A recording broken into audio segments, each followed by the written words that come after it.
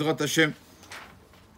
Donc, vendredi 8 Av, 20 juillet, on va Bezrat Hashem lire quelques halachot de Tisha B'Av. Il y a une halakha que voilà, je n'avais pas assez cherché.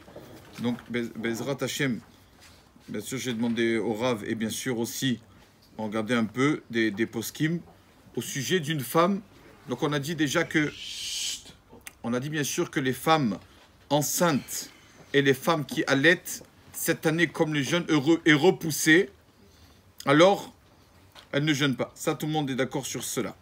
Maintenant, une femme qui est dans les 2 ans de l'accouchement, mais n'allaite plus. Elle est dans les 2 ans, mais n'allaite plus. On a vu que la Gemara, elle dit que la femme, elle reprend ses forces après l'accouchement que 24 mois après. Donc, une femme comme ça, qui a un enfant de moins de 2 ans, donc, elle jeûne, mais si elle veut ne pas jeûner, elle est fatiguée ou quoi, Areshut Beyada, elle a le droit de ne pas jeûner. Donc voilà, comme c'est bien sûr que cette année, parce que c'est un jeûne repoussé, d'accord, parce que le Tisha B'Av, qui devait être Shabbat, est repoussé au lendemain. Donc, comme on l'a dit plusieurs fois, on a dit Shabbat, le Shabbat est quelqu'un qui aime les invités, le Shabbat. Quand il y a Rosh Chodesh, je lui dis viens, je te donne Moussav. Quand il y a Kippour, il dit ça va, on ne mangera pas. Chaque fête qui vient Shabbat, il le fait rentrer, il invite. Mais quand c'est Tisha B'Av, la tristesse lui dit dégage, je ne veux pas la tristesse. Demain, reviens demain. C'est ça qu'on repousse Tisha B'Av au lendemain. Donc, les personnes, je répète, les personnes qui ne jeûnent pas. Les personnes qui ne jeûnent pas, on a dit qu'ils doivent faire la Havdalah samedi soir. D'accord. Mais même qu'ils font la Havdalah, ils ne feront pas la prière sur les Bessamim, sans les Bessamim. Nous, qui Bezrat Hashem jeûnerons, on fera que Meoré Haesh, la prière sur la bougie, avant la Megillat Echa. Voilà. Il ne faut pas oublier d'amener les chaussures de Tisha B'Av, donc les chaussures qui ne sont pas en cuir, les amener avant Shabbat. Aujourd'hui, les amener à la synagogue. D'accord. Parce que après demain soir, on ne peut pas changer de chaussures pendant Shabbat. Parce que ça s'appelle préparer de Shabbat à la semaine. Et si quelqu'un il change de chaussures comme ça, il met des baskets en toile, est-ce que c'est problématique? Demain, par exemple, demain soir à 21h. Oui, c'est problématique. Pourquoi? Parce que d'habitude, il ne fait pas ça. D'habitude, Shabbat, il reste avec ses chaussures Shabbat tout le Shabbat. Et là, il change, donc ça s'appelle préparer. Donc une personne, on doit aujourd'hui préparer, réfléchir et amener au moins nos chaussures de Tisha B'Av, nos chaussures qui ne sont pas en cuir, et aussi notre livre de Tisha B'Av. Notre livre de Tisha B'Av, on doit l'amener aussi. Bezrat Hashem qu'il nous sert, qu'on n'en fasse plus l'utilité, Bezrat Hashem, de ce livre de Tisha B'Av. Il y a beaucoup de tzadikim qu'à la sortie de Tisha B'Av, ils le mettent à la Gnisa, ce livre. Le livre de Tisha B'Av. Comme ça, ça y est, celui-là, on ne veut plus l'utiliser. D'accord? Alors pourquoi on fait des livres sur Tisha B'Av si vraiment on veut que le Mashiach vienne? Justement, on va montrer quand Mashiach viendra, on lui montrera combien de livres on a fait, combien on a pleuré, combien on a prié pour qu'il vienne le Mashiach. Donc les femmes qui, en général, les femmes, elles ne viennent pas à la synagogue samedi soir, c'est tard et les enfants, tout ça. La femme qui reste à la maison, alors, elle doit prendre, bien sûr, la bougie et faire la Boré Moré Haesh. D'accord? Voilà. Alors, quelques accords de Tisha B'Av. Déjà, une personne, bon, on s'est marqué qu'une personne qui travaille Tisha B'Av, le Shulchan Aruch nous dit, une personne qui travaille, et Noro et Siman Beracha, il n'y aura pas trop de bénédiction dans cet argent. Donc il vaut mieux bien sûr éviter. Au Hachem, là cette année ça tombe le dimanche, donc voilà, en général on ne travaille pas le dimanche. Voilà, donc c'est le mieux comme ça. Même la halakha nous dit de ne pas trop être avec beaucoup d'amis, tout ça, de s'asseoir, parce qu'on peut arriver à la rigolade. Et c'est comme un endeuillé pendant les 7 jours, que la halakha nous dit qu'il ne prenne pas trop un bébé, parce que le bébé ça lui procure de la joie. Mais pareil, nous, au moins pendant le jour de Tisha B'Av, on doit un peu se calmer.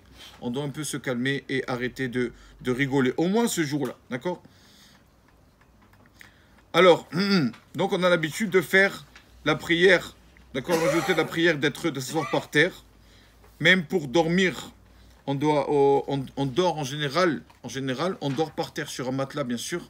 Comme ça, la halakha nous dit, sauf pour une personne qui a des problèmes de dos, ou personne qui ne peut pas, mais une personne qui peut, normalement, on dort par terre, on met une pierre en dessous le coussin pour un peu sentir un peu de souffrance, comme ça on a l'habitude, et l'homme et la femme dorment comme si c'était Kippour, d'accord, les lits séparés.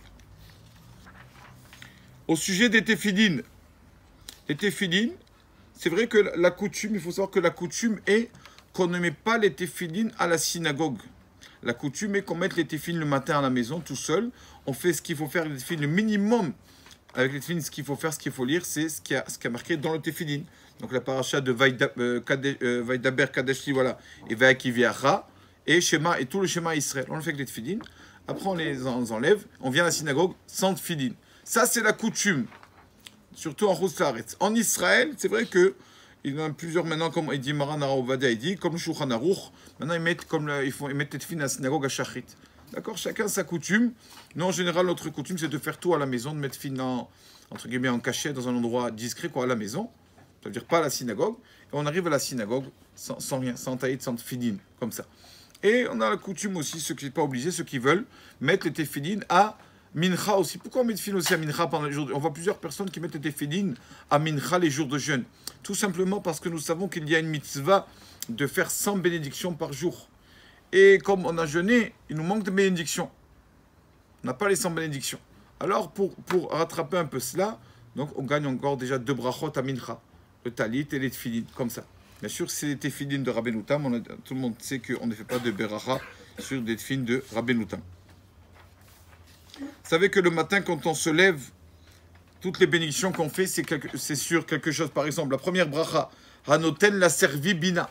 Hachem qui donne l'intelligence au servi. C'est quoi servi? Il y en a qui disent que c'est l'homme, il y en a qui disent que c'est le coq. Le coq a l'intelligence de différencier entre le jour et la nuit. Quand le jour se lève, le coq fait son cocorico. Donc, c'est ça, on fait la bracha. Quand quelqu'un il ouvre les yeux, avant on disait Baruch ata Hashem, poké arivrim. Quand quelqu'un se lève, matir asurim. Quand il se redresse, gakaofim, etc. Quand il s'habillait, mabish arumim. Avant c'était comme ça. Chaque bracha, c'était sur quelque chose. Maintenant, c'est vrai qu'on fait tout après Netilat et tout.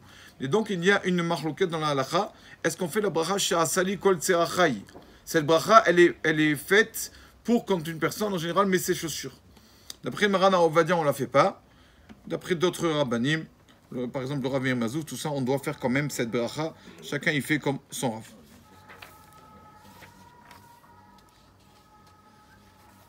Il ne faut pas oublier qu'il y a des ajouts, il y a Nachem. Il y a des Nachem. Bon, nous, on a l'habitude de le dire qu'à Mincha, ce qu'on ajoute, mais on doit dire dans toutes les prières, on doit dire Anenu, ce qu'on ajoute pour le jeûne. Voilà. C'est quoi l'essentiel de Tisha B'Av? L'essentiel, le travail essentiel, c'est pas le jeûne, d'accord? C'est pas être triste. L'essentiel, c'est un peu de voir lire des textes un peu sur le Beth Amikdash. Un peu que nous, toute personne qui se considère comme personne qui se considère vraiment du Ham Israël, on est obligé un peu de connaître l'histoire. Parce que si on pleure, c'est comme si on nous dit quelqu'un est un vieux là-bas qui a 90 ans, qui est décédé. On n'arrive pas à pleurer parce qu'on ne le connaît pas. Mais le Beth Amikdash, si on ne connaît pas, on ne connaît rien, comment on va pleurer? Comment sentir la tristesse? On ne sait pas ce qu'on a perdu. Il faut lire les textes. Il faut savoir ce qu'on a perdu. Il y a tellement que ce jour est... Tisha B'Av, c'est quelque chose de triste. Vous savez que normalement, veille de Tisha B'Av, ça veut dire la veille déjà à partir de la moitié de la journée, on n'a pas le droit d'étudier de la Torah. On n'a pas le droit d'étudier la Torah. La Torah, c'est quelque chose qui réjouit. Pikoudé, Hashem, Yesharim, et Samechelef. Donc c'est vrai qu'en général, on étudie des choses tristes. À partir de la veille du Tisha B'Av, déjà à partir de midi, quoi. Midi 1h, à partir de Chatzot Hayom. Donc en l'occurrence, demain à partir de Chatzot Hayom, à partir de 13h30. D'accord? Il y a une marloquette. Est-ce que, comme c'est Shabbat, est-ce que même que c'est Shabbat, on ne peut pas étudier des choses tristes? On peut étudier des choses tristes ou pas? On peut étudier une Gemara normale ou quoi? Al-Khad dit que c'est mieux d'être marmir, d'étudier que des choses qui sont liées au Beth Amikdash, demain après-midi. Justement, on commence un peu la tristesse. On étudie, bien sûr, on ne peut pas rester sans étudier, Chas de Shalom, mais lire la Megillat Echa, la préparer un peu, Iyov, des livres de Moussar, tout ça, quelque chose qui, voilà, pas notre étude normale, comme on a l'habitude, veille de Tisha B'Av dans une année que ça ne tombe pas, Shabbat. Il n'y a pas de Tachanoun, pourquoi pas de supplication, le jour de Tisha B'Av, c'est un jour triste. Pourquoi? C'est qu'on l'a dit, je pense qu'on l'a déjà dit, parce que ce jour s'appelle Moed. C'est un jour de fête, Tisha B'Av. Pourquoi c'est un jour de fête? Une des explications, la Gemara, elle dit toute personne, Amit Abel al Yerushalayim, Zoché, Voro Simchata, une personne qui prendra le deuil sur Jérusalem alors il verra aussi la joie de Jérusalem. Mais une personne qui ne fera pas le deuil sur Jérusalem, il aura. C'est pour ça que ce jour, même quand on est dans le deuil, il s'appelle aussi Moed Fête. Comment ça se fait? C'est parce que celui qui s'associe au deuil du peuple d'Israël, qui est dans la peine avec eux, alors il verra aussi, il verra le Moed, il verra la fête. Celui qui s'en fout de tout ça, ça n'intéresse pas Tisha B'Av, la tristesse. Il ne se considère pas comme faisant partie du peuple d'Israël. Malheureusement, alors quand Beth Amikdash ne viendra pas, quand le temple viendra, il viendra pas dire tu te considères comme à l'extérieur, reste à l'extérieur. Comme ça, on a vu avec Moshe Rabbeinu la Gemara, quand le peuple d'Israël a fait la guerre contre Amalek, malgré que Moshe Rabbeinu n'a pas fait la guerre, il s'est assis sur un rocher. Pourquoi sur un rocher? Pourquoi pas sur un bon canapé? Parce que Moshe Rabbeinu a dit comment le peuple d'Israël est dans la peine et moi maintenant je vais être à l'aise, à mon aise dans mon canapé, dans une belle chaise. Non, non, non. M'asseoir sur un rocher. Quand le peuple d'Israël est dans la détresse, dans la guerre, moi aussi je vais dans la détresse, dans la souffrance. Donc on est toute personne qui se considère vraiment du Ham Israël. Il faut ce jour-là vraiment se consacrer ce jour-là au Khorban Bet Amikdash. Pas que seulement le jeûne, mais un peu lire, si on peut maintenant, Baruch Hashem, des livres en hébreu, en français. Il y a tout pour un peu s'instruire et connaître l'histoire du Ham Israël. Baruch Adonai Le'olam. Amen ve Amen.